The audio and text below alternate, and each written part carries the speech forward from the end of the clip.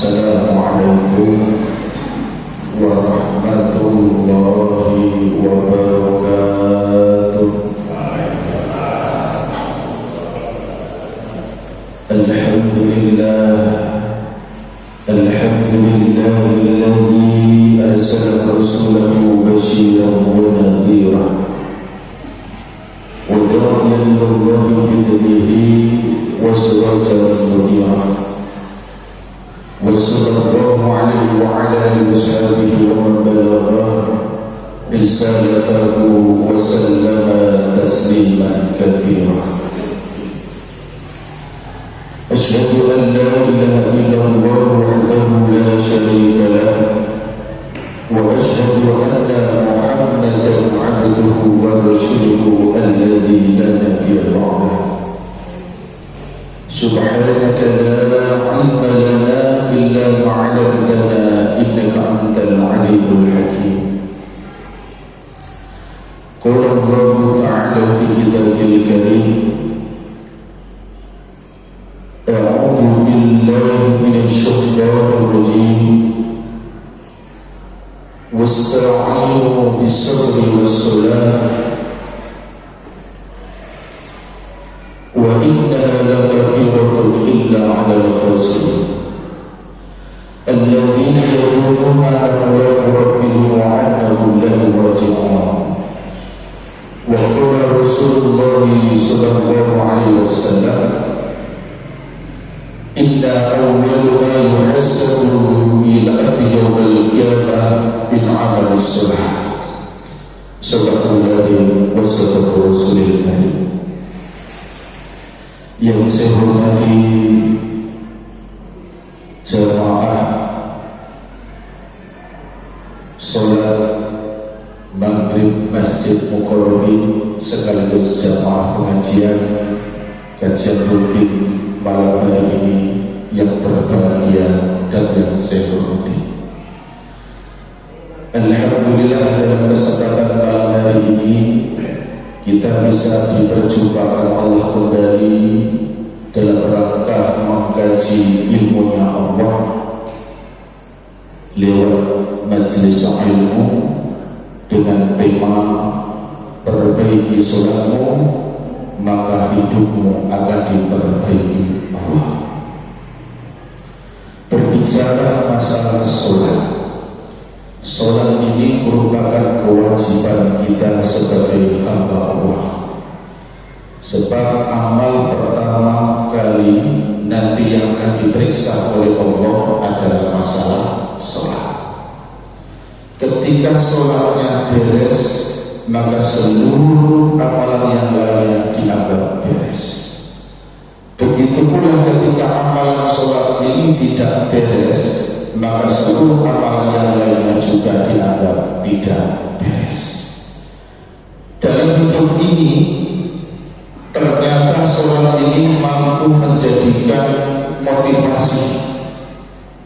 Kita boleh dalam hidup ini kerja keras, tetapi sholat harus menjadi prioritas.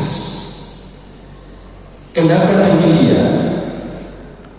Karena dengan sholat ini kita akan berubah menjadi yang lebih baik. Karena sholat yang kita lakukan ini berfungsi yang pertama, inna sholata tanha 'anil fahsya'i wal munkar. Sholat ini mampu mencegah dari perbuatan keji dan mungkar.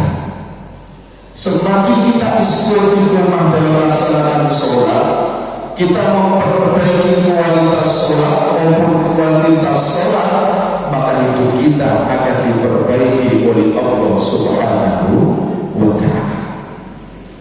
Semakin kita perbanyak ibadah sholat ini mencontoh baginda Rasul, kita perbaiki kuantitas dan kualitas sholat kita, semakin banyak pula peluang untuk Allah memberikan yang terbaik kepada kita. Memang kita menjadi orang yang taat ini tidak lepas dari perjuangan dan pengorbanan. Semakin kita berjuang dan berkorban dalam Sebab pada intinya hidup ini adalah untuk siapa?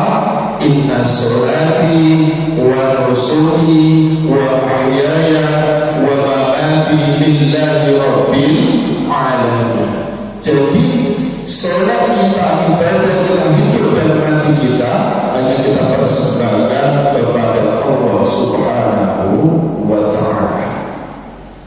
Untuk bapak-bapak yang usianya sudah di atas 60 mungkin agak susah sholat dengan sempurna, tetapi kata Allah bi'anna lahumul jannah, lelah kita, keringat kita akan diganti oleh Allah bi'anna lahumul jannah, yaitu surga. Bahkan kita hadir saja dalam majelis ilmu ini, tidak ada langkah kita menuju majelis yang sia-sia, semuanya dicatat oleh malaikat-malaikatnya Allah. Bahkan kita hadir dalam majelis ilmu ini, ganjarannya salah satunya adalah lebih hebat, ganjarannya itu melebihi dari berangkat ibadah haji ketika kita melaksanakan dengan istiqomah sholat berjamaah. Man qala masjidil la yuridu illa yata'allama khairan ay annama kana rajul hatta. Barang siapa yang keluar dari rumah untuk menuju majelis ilmu untuk ngansuhin kaum Allah, maka dia akan mendapatkan ganjaran seperti ganjaran orang yang berangkat ibadah haji.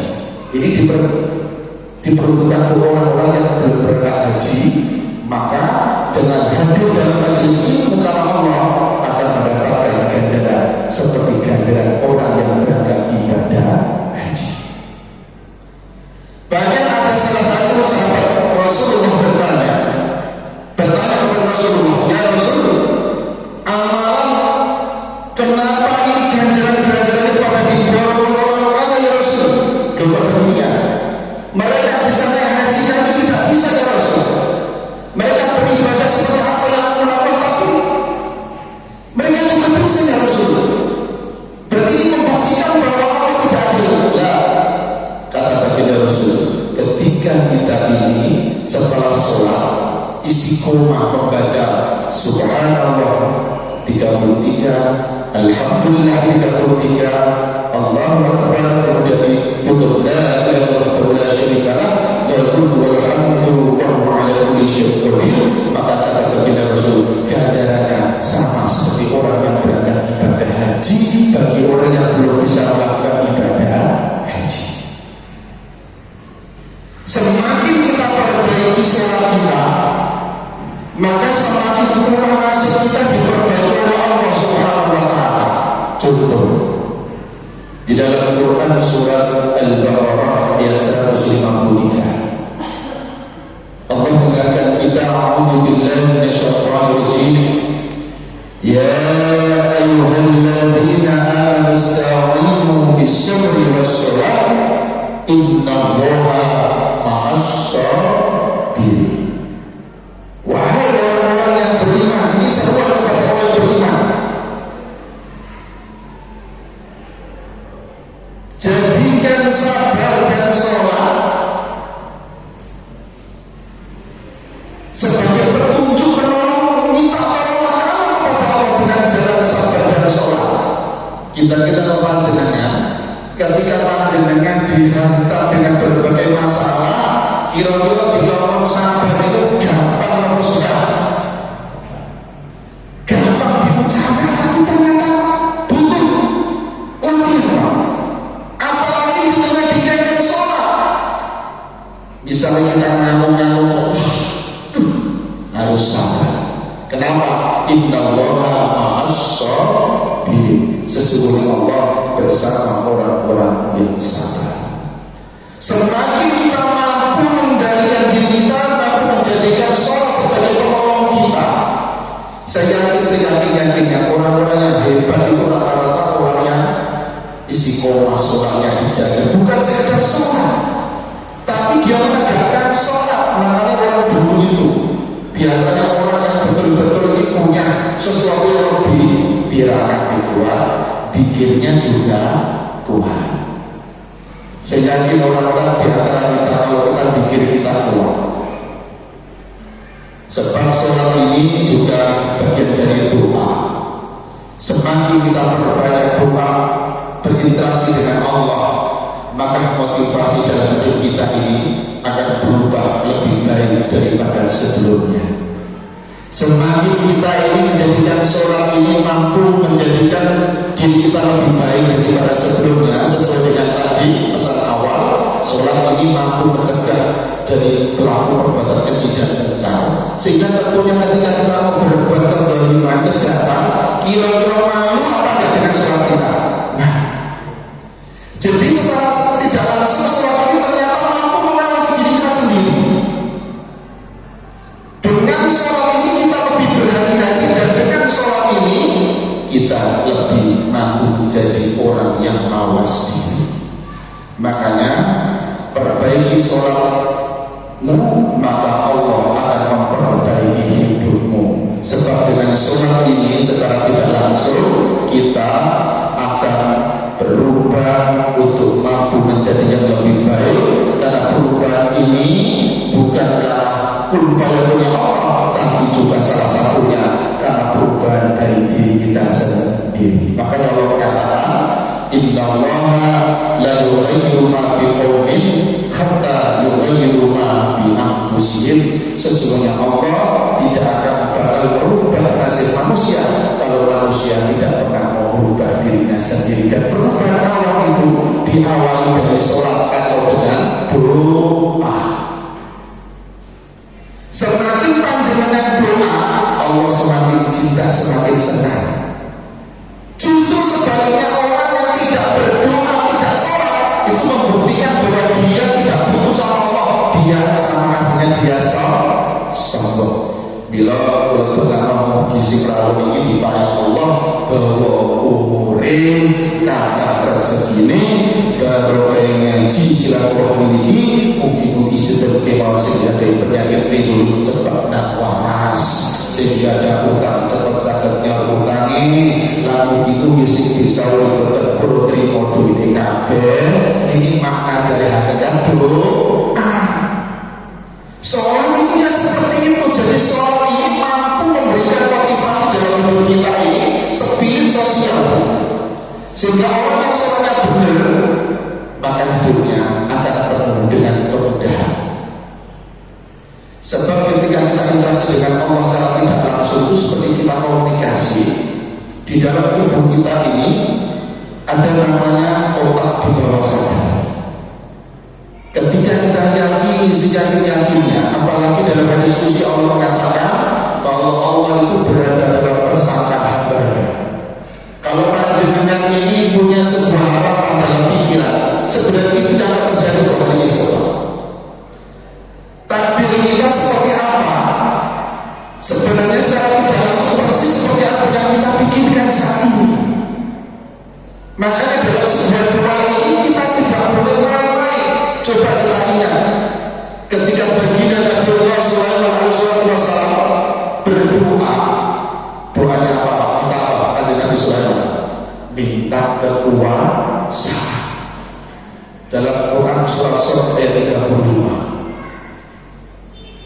Rabbil firli wahabli mulkan la yabaghi li ahadin min ba'di innaka antal wahhab. Ya ampuni segala dosa kami dan anugerahkan kepada kami mulkan la yabaghi, kemuliaan dan kekuasaan yang tidak kuberikan kepada orang setelah kami, dan sungguhnya engkau sebaik-baik pemberi. Ini doa sekaligus motivasi, sehingga kalau bisa mengeluarkan dengan kalau berdoa kalau setengah-setengah harus los totalitas, boleh apa enggak harus, karena hakikat sholat itu kan doa. Makanya di dalam sholat itu ada detik-detik, ada waktu-waktu tertentu yang dimana di situ harapan kita, keinginan kita didengarkan oleh Allah Subhanahu wa Ta'ala. Apa itu? Pertama pada waktu sujud terakhir sebelum sujud terakhir, perbanyaklah doa di situ. Ustaz, bolehkah kita doa pakai bahasa Indonesia? Pakai bahasa Inggris atau Madura, bahasa apapun Gusti Allah ngerti. Yang penting syaratnya yang pertama, rukunnya sudah kita baca, baru berdoa sesuai dengan harapan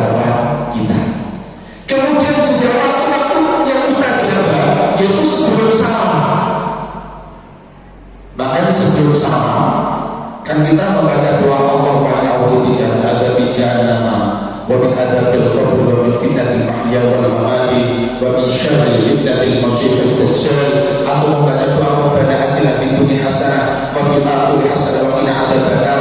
Misalnya kita doa selain itu, yang penting ini sudah kita baca, boleh apa enggak? Di dalam hati boleh, yang penting tidak kita suarakan. Saya pernah belajar dengan Profesor Soleh.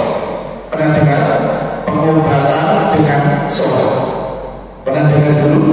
Dia adalah dosen Unsa. Ketika saya sakit, ternyata bisa disembuhkan dengan sholat. Ketika kita semua masalah, ketika kita bisa masuk yang masalah dan kita yakin seyakin-yakinnya, maka ternyata dengan sholat itu Allah akan memberikan solusi. Mungkin di antara panjenengan sering melihat tiap hari, saya ini punya klinik keluarga sakinah, Pak, pengobatan ruqyah syar'iyyah. Tiap hari pasien mesti datang. Saya buka jam setengah 8, jam setengah 7 pada datang di depan gerbang tadi. Bagaimana caranya Ustaz untuk bisa mengkondisikan dan bisa menetralisir hal seperti itu? Pertama, kita biasakan interaksi dengan Allah melalui sholat.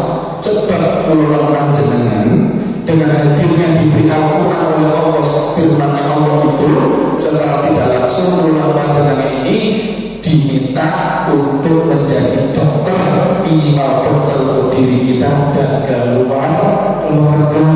Karena Al-Quran itu adalah obat, dan sama benar. Al-Quran itu obat. Jadi kalau orang panjenengan ini membaca step by step kita hayati, demi impact dalam diri kita. Mungkin panjenengan pernah punya pengalaman, kita sering.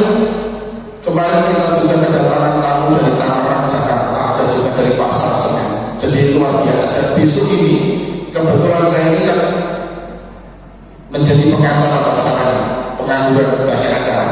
Pengacara betulan Pak. Jadi saya ini dinasnya betul-betul sekarang menjadi advokat atau legal consultant. Kok bisa Ustaz? Mau latar belakangnya Ustaz? Semua tidak ada yang tidak mungkin ketika Allah mengendaki, dan ada keinginan dari kita, lebih-lebih ada doa yang kita selalu kita panjatkan. Sebab suksesnya seorang suami itu karena berkat doa seorang istri dan ibundanya. Lalu saudara-saudara, termasuk suksesnya panjenengan itu bukan karena jenengan yang hebat, tapi ada orang yang belakang panjenengan yang selalu memotivasi kita. Lalu saudara-saudara, sehingga dengan sholat ini sebuah luar biasa. Makanya sholat ini ternyata menjadi pintu surga. Sholat ini menjadi pintu surga. Baginda Rasul telah mengatakan, miftahul jannati sholat wa miftahul sholatil wudu. Kunci surga itu adalah sholat, dan kunci sholat adalah wudu. Sehingga sinten yang mawon kok sholatnya beres, bisa jadi dia ini tak diperiksa oleh Gusti Allah, Gusti mlebu swarga. Makanya rata-rata orang masuk surga itu kata baginda Rasul itu al-wajhul malihun, wajahnya seringnya dan bercahaya. Sebab kalau dalam beribadah dia selalu percaya diri dan selalu beribadah kepada Allah agar ibadahnya diterima oleh Allah. Namun kadang-kadang bahkan sampai detik ini memang ibadah diterima tak diterima itu hak prerogatifnya Allah. Setidaknya orang panjenengan kudu optimis, percaya diri bahwa ibadah kita diterima oleh Allah, sehingga akan memunculkan aura positif. Dengan sholat yang kita perbaiki, hidup kita akan diperbaiki oleh Allah Subhanahu wa Ta'ala. Yang pertama tadi, ternyata sholat ini semakin kita perbaiki, sholat ini akan menjadi kunci masuk surga. Sedangkan kuncinya ibadah sholat ini yaitu wudu. Maka wudu benar tidaknya ini betul-betul diperhatikan, sebab itu ya sebagai langkah awal panjenengan semua mendapatkan surga dari Allah Subhanahu di surga ini, kata baginda Rasul, tidak ada orang tua, semuanya pada usia muda-muda. Saat ini kalau tak ada panjenengan sing hadir sing ngaji ini, kinten-kinten sing ngaji ini tua-tua apa muda-muda? Muda-muda. Sebab sing di hari itu kuwi rambutnya ora ireng dengan pasir, ya. Mripate wis bereng, kupinge wis gamireng, diajak sholat jamaah absen terus ketemu alasan boyo wis ngomong, panggil wis gak kenceng, pantu gereng-gereng iku wis tuwa, tapi ketinggalan panjenengan insyaallah awet muda, sebab panjenengan semua adalah calon penghuni surga. Amin amin Allahumma amin. Dan rahasia di balik kesuksesan memperbaiki sholat ini, Pak, tidak ada ceritanya orang yang sholatnya baik benar ternyata hidupnya susah. Ada? Ya memang ada, cuma bisa jadi karena memang sholatnya tidak fokus. Kenapa demikian? Apalagi biasanya orang-orang yang sukses itu, orang itu kebiasaannya adalah dia bangun lebih pagi daripada yang lainnya. Karena di waktu-waktu subuh, apalagi di situ ada sedekah subuh, ada sholat sunat fajar. Kata baginda Rasul, rakaatul fajri khairun minad dunya wa ma fiha. Dua rakaat sholat fajar lebih baik daripada dunia dan seisinya. Kalau panjenengan sudah menjaga istiqomah dua rakaat sebelum subuh, jenengan saya yakin-yakinnya jangan takdir Gusti Allah dadi wong sugih. Sebab memandangkannya sholat berjamaah ini, berbagai sholat ini juga bagian dari silaturahmi. Janji Kanjeng Nabi, wong sing jaga silaturahmi bakal diparingi uripe luwih dawa, rezekine semakin limpah dan barokah. Terus apa kata? Dari Kanjeng Nabi napa? Man ahabba yusallallahu fi rizqihi wa yusallu fi atari falyasil rahimah. Sapa wong sing kepengin diparingi rezeki kathah, umure dawa barokah, kudu sering-sering istiqomah ngaji utawi silaturahmi. Mila donga mugi-mugi sing aktif ngaji dalu niki, mugi-mugi wangsul saking ngaji rezekine panjenengan dadi rezeki sing barokah. Mugi-mugi lantaran saking rezeki barokah, mugi-mugi sedaya jamaah macam mukoro pilih tau ngaji dosa lunga kaji tekan Mekah. Amin jenengan banter tak donga mugi-mugi sing ngaji dalu niki barokah ngaji jenengan langsung saking masjid jenengan diparingi Gusti Allah rezeki jenengan turah. Mugi-mugi lantaran saking rezeki turah, mugi-mugi seluruh jamaah masjid mukoro ini tau ngaji dosa ketumbas omah. Amin amin Allahumma amin. Sebab turun ini berterserah bersama berarti malaikatnya turun ngaji orang ini berarti kul fayakun. Semakin kita memperbaiki sholat, ternyata di dalam masjid ini orang yang betul-betul memperbaiki sholatnya didoakan para malaikat.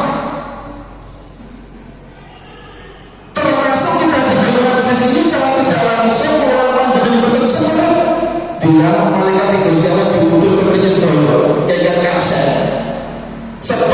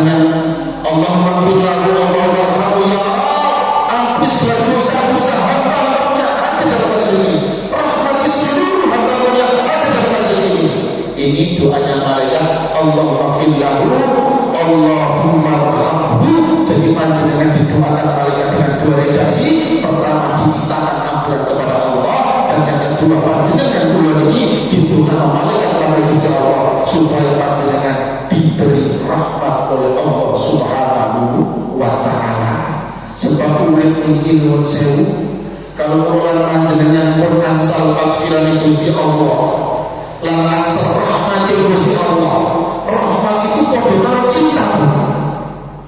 Kalau bapak-bapak kalau sudah mendapatkan cintanya ibu-ibu misalnya menggunakan mesti, tapi kalau tidak mendapatkan cinta sosok mulai mendekat dengan tua yang makanya cinta itu perlu dijaga.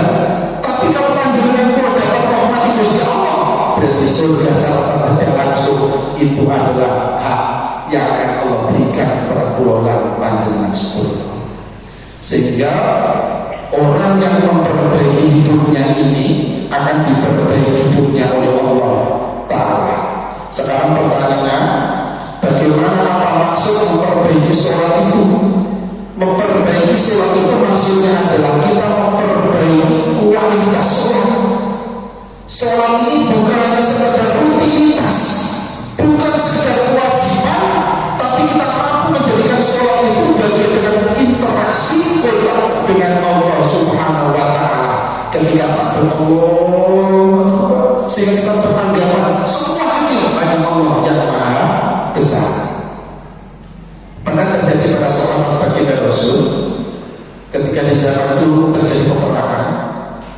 Ada salah satu sahabat itu yang kena tusuk pedang.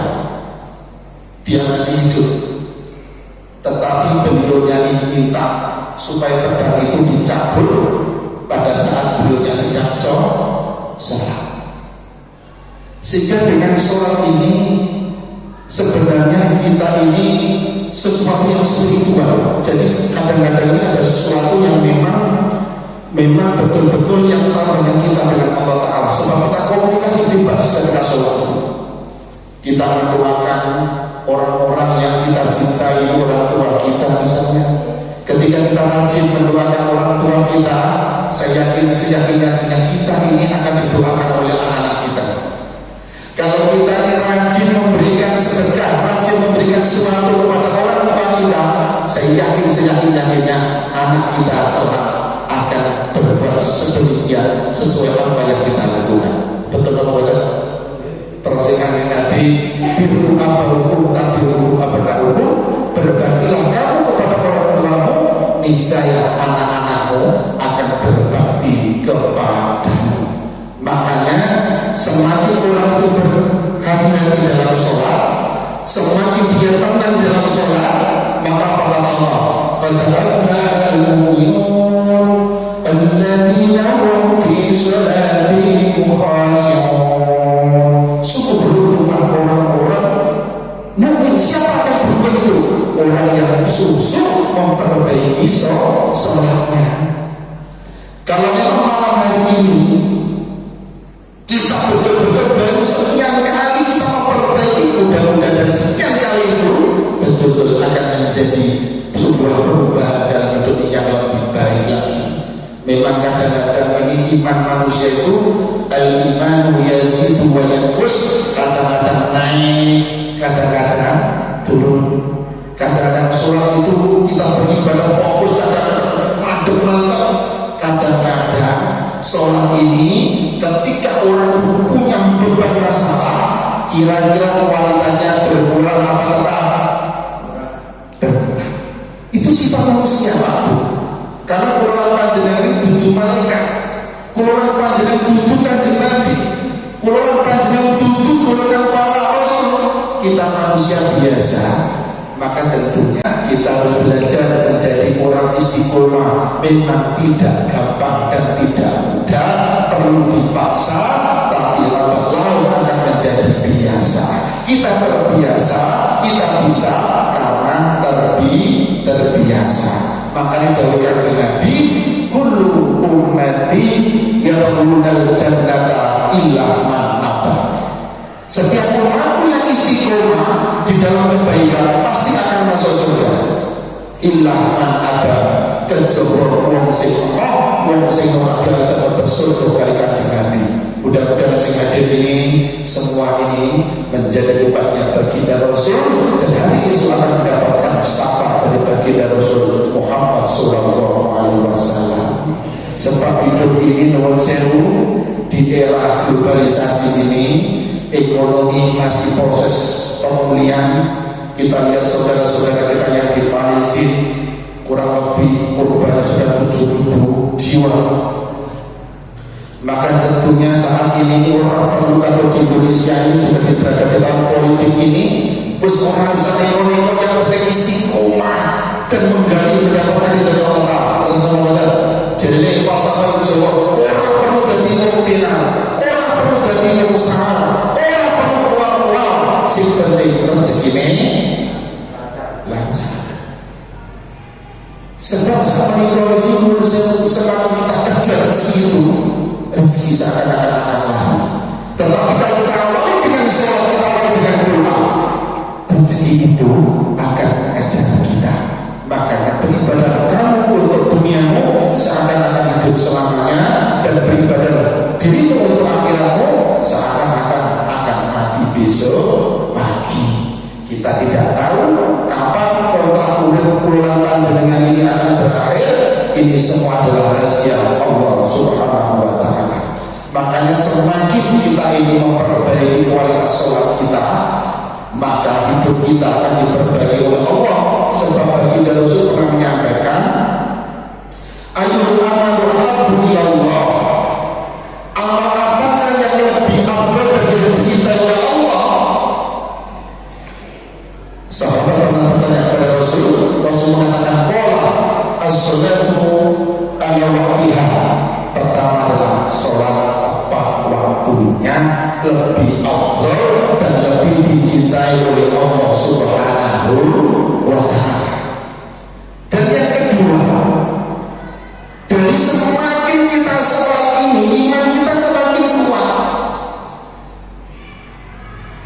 Ada yang bertanya bahwa sesungguhnya Allah itu lebih cinta, mencintai orang mukmin yang kuat daripada mukmin yang dhaif. Dan semua kuat imannya, kuat ekonominya, kuat fisiknya, kuat ibadahnya, itu lebih dicintai oleh Allah. Sebab orang yang bisa memposisikan dirinya untuk menjadi orang yang kuat, maka dia akan diberi oleh Allah sakinah, yaitu jiwa yang tenang. Coba kita lihat di dalam Quran surat Al-Fatih ayat 4. Orang yang akan diberi jiwa yang tenang itu orang yang punya keyakinan, motivasi.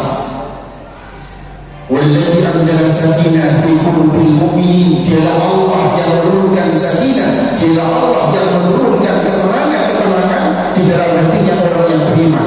Orang yang beriman semakin tenang, semakin termotivasi hidupnya karena kita punya Allah, dan kita yakin hari esok kita akan diperjumpakan oleh Allah Subhanahu wa Ta'ala. Coba kita buka di dalam surat Al-Baqarah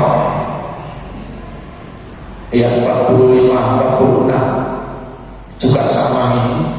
Ketika kita memperbaiki ibadah kita, itu kita akan diperbaiki Allah. Wasta'inu bis-sabri was-shalah wa innaha. Kenapa kok kalimat ini wa innaha bukan wa innahuma? Kok menjadi satu kesatuan? Ternyata sabar tok kurang afdal. Sholat tok tanpa dilandasi dengan sabar kurang afdal. Jadi harus sabar dan sholat menjadi satu dan kesatuan. Ini yang diharapkan oleh Allah Subhanahu wa Ta'ala. Orang sing sabar gak gelem sholat berarti gak barokah uripe. Orang sing sholat gak gelem nyambut gawe ya uripe kurang bermakna. Lan semakin boten dadi urip iki ya sholat ya sabar. Semua orang hidup ini tidak lepas pasti akan diuji oleh Allah Ta'ala dengan berbagai ujian, dengan berbagai karakter, tingkat keilmuan. Semakin panjenengan punya keilmuan, maka semakin iman jenengan semakin tinggi kuat, maka ujian bertubi-tubi juga akan mendatangi kita semuanya.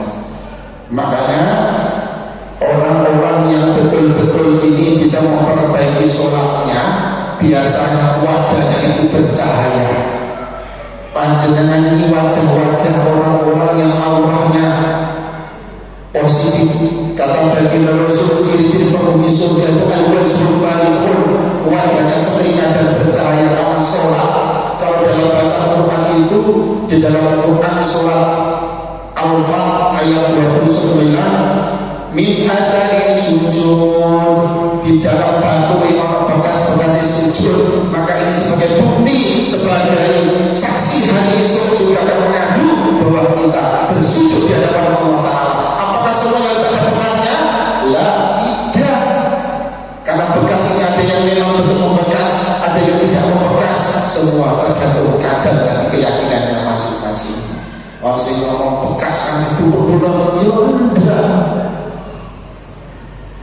Makanya semakin kita ini betul-betul istiqomah memperbaiki sujud kita saja. Kita pernah sujud kita ketika kita berdoa di sujud terakhir. Doa demi doa kita panjatkan, harapan demi harapan kita sematkan.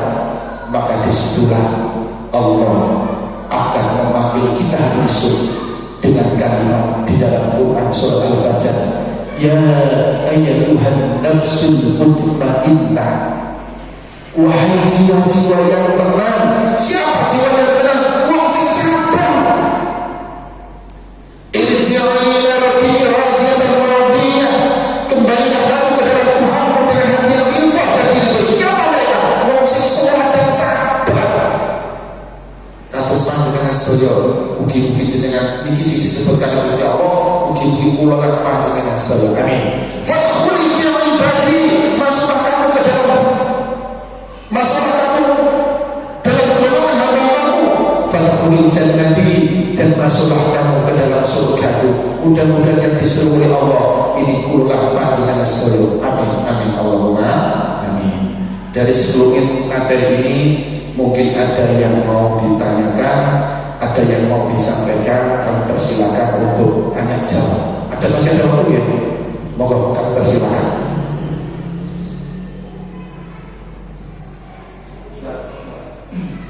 Dan mengenai sabar tanpa batas ini bagaimana mengenai sabar tanpa, bagaimana mengenai sabar tanpa batas maksudnya?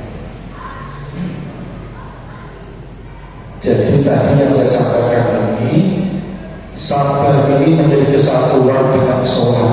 Sabar saja gak sholat, maka hidupnya gak barokah. Sama dengan orang dermawan gak dilandasi iman, amalannya gak diterima sama Allah. Tapi kalau beriman toh gak pernah bersedekah, gak pernah berbaik dengan tetangga, itu juga pantangan bagi kita semuanya. Bisa dipahami ya Pak? Jadi sabar dan sholat itu menjadi satu kesatuan. Sama dengan orang yang beramal butuh dilandasi dengan iman. Kalau iman ini tidak ada, maka amal setinggi apapun, kita bisa melihat di dalam Quran surah Ibrahim ayat 28. Mathal ladzina kafaru bi rabbihim a'malu qarbatat tadbiruhum fi yawmil asr liyaqdurullah min amalin syai'. Perumpamaan orang-orang yang melakukan kebajikan tanpa dilandasi iman itu ibadah adalah sebuah api yang ditumpuk-tumpuk yang waktu tiap saat setelah itu ada angin kencang menebar layak turun dan berkasih syai'. Ternyata sedikit pun kebaikannya itu tidak ada yang tersisa. Artinya apa? Muspro, karena kebaikannya tidak dilandasi dengan iman. Makanya ada guyonan Pak Falsafah Jawa, wong niku sing ngaku iman, peribahasa sujudnya kok seperti bejut, dikir harus ngambil jedil, kualitas sholat gak diperbaiki. Suatu bakal terima fungsi tidak kurang.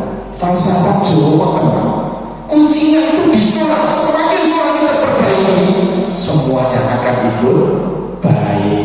Ketika perbaiki sholat kita, maka nasib kita juga akan diperbaiki oleh Allah. Sekarang saya tanya pada jenengan, yang membawa nasib kita ini panjenengan piyambak atau Gusti Allah? Gusti Allah. Makanya orang panjenengan kepingin nasib panjenengan berubah untuk mengetuk pintu yang pegang nasib. Siapa itu? Allah Subhanahu wa Ta'ala. Kira-kira yang bicara di surga Gusti Allah itu dengan orang panjenengan sholat ini diperbaiki, maka hidup kita akan diperbaiki oleh Allah Ta'ala. Orang banyak yang menuntut ilmu, ingin menjadi orang pintar. Ada orang yang kerja manis yang malam ingin menjadi orang kaya.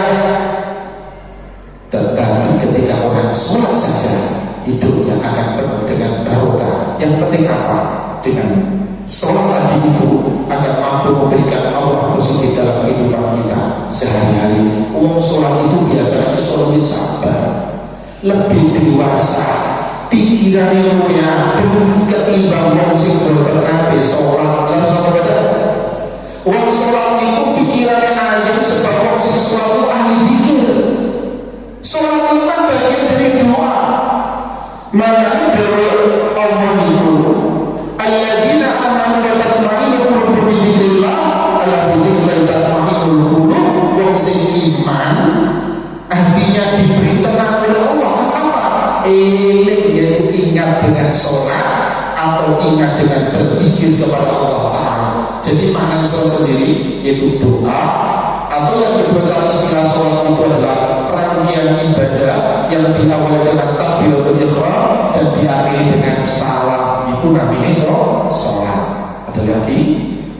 Ada lagi yang mau disampaikan? Monggo Bunda.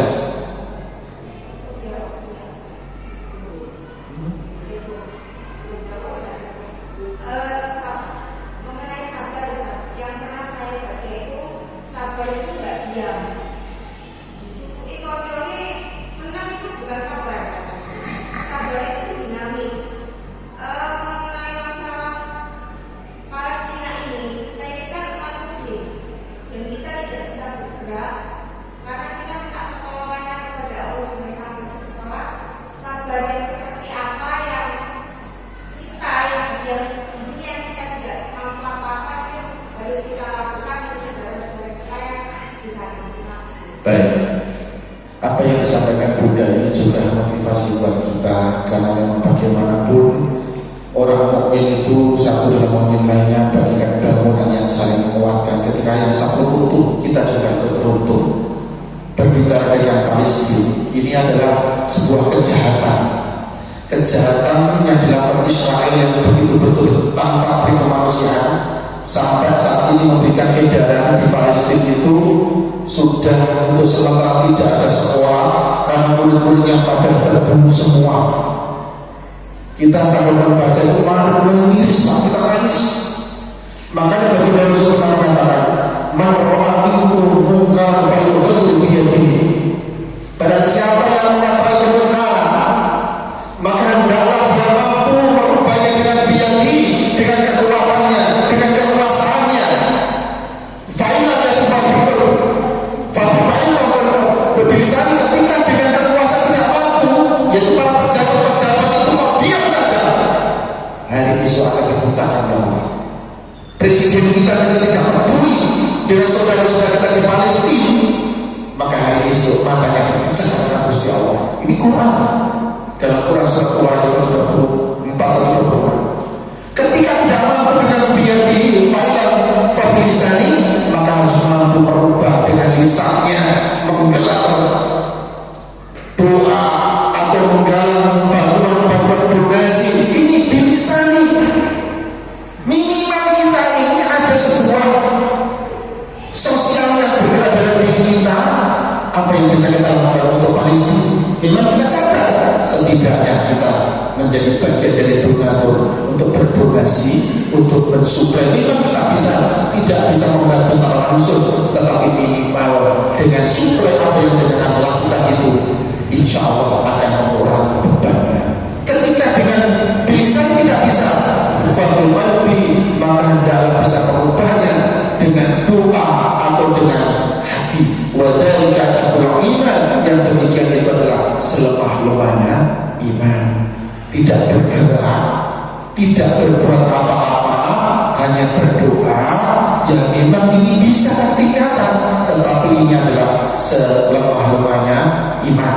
Sekarang kita bisa ambil bagian. Kalau bagian keluar panjenengan bagian bersuara untuk memotivasi yang lainnya, menyadarkan yang lainnya untuk bersatu, ya apa bilisani. Ketika tidak bisa bilisani karena tidak ada kapasitas, maka kita harus menjadi bagian yang membantu mereka. Mungkin kita yang berdonasi, atau minimal kita yang bagian berdoa, mendoakan supaya Israel dilarang oleh Allah Subhanahu wa Ta'ala. Ini juga bagian dari kesabaran yang harus kita ambil dalam mensikapi saudara-saudara kita yang ada di Palestina. Begitu Bu. Jadi memang sabar itu dinamis. Dan di dalam hidup ini kesabaran itu memang sabar itu berubah. Karena memang pesannya dalam hidup itu mangkani yukhur min amsi tawarabihum, kata baginda Rasul, barang siapa yang hari ini kualitas hidupnya lebih baik daripada kemarin, dia sabar istiqomah untuk memperbaiki diri, pelan-pelan tapi pasti, berarti dia adalah calon-calon penghuni surga, calon-calon orang sukses. Jadi sabar itu dinamis, yang penting kita ada perubahan di dalam hidup ini. Sebab orang yang bisa mampu berubah dari dalam sholat maupun panjenengan berubah dalam kompetensi dalam keilmuan, bisa kita lihat dalam Quran surat An-Nisa ayat 100. Jadi ini mungkin bisa sebagai motivasi bagi kita. Quran surat An-Nisa ayat 100 Bunda, Allah mengatakan begini: wa man yuhajiru fi sabilillah yajid fil ardi muraghamaman katsiran wa sa'a. Barang siapa yang keluar dari rumah untuk mencari kemuliaan Gusti Allah, entah itu menolong orang, bekerja maupun menuntut ilmu, muraghamaman katsiran wa sa'a, maka Allah akan menampakkan bumi ini luas dan penuh dengan rezeki yang melimpah dan barokah. Artinya apa? Ketika kita selalu melakukan perubahan dalam hidup ini, jadi waktu sukses percepatan dalam hidup ini, saya yakinnya rezeki sesuatu yang kita keluarkan itu hari esok akan diganti oleh Allah lebih baik. Salah satunya adalah bi'anna lahul jannah, diganti oleh Allah. Jiwa kita, harta kita, keringat kita diganti dengan surga, insya Allah. Cukup. Mudah-mudahan kajian singkat yang kami sampaikan ini merupakan kajian perdana. Mohon maaf tapi sebenarnya saya mau menyampaikan lewat slide, berhubung khawatir saya ini sudah waktunya nggak nutup sehingga ngajinya apa, dan mudah-mudahan dalam kesempatan yang datang kalau memang ada saja nanti kita siapkan yang lebih bermutu lagi sehingga panjenengan nanti bisa belajar bersama-sama supaya bisa mendapatkan hikmah dan mendapatkan ridho dari Allah Subhanahu wa Ta'ala. Kalau kita cakap semata mugi kami sangat kulaturkan, mugi-mugi wonten dinalan manfaatipun amargi lamongan hakikat nuruni omongan gak ono entene. Dulur Miriam, Dulur Cendrawasih, cukup sekian dan terima kasih. Mari kita tutup dengan doa kafaratul majlis. Subhanakallahumma bihamdika asyhadu an